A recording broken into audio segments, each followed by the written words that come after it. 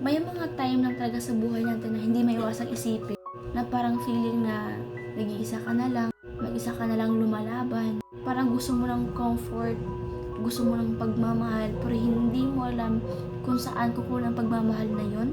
Gusto mo ng tao makinig sa mga problema mo, pero you're feeling lonely. Parang feeling na iniwanan ka na ng lahat. Kung yan ang nafe-feel mo right now, nafe-feel ko yan din dati. Pero ang masabi ko lang sa'yo, magtiwala ka. Trust God. Mag-pray ka lang.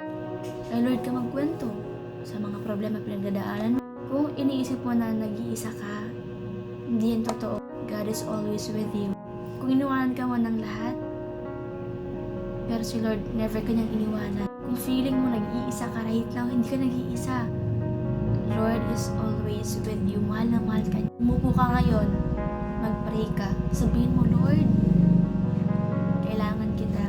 Kailangan kita right now, Lord. Ngayon, magpakailan mo.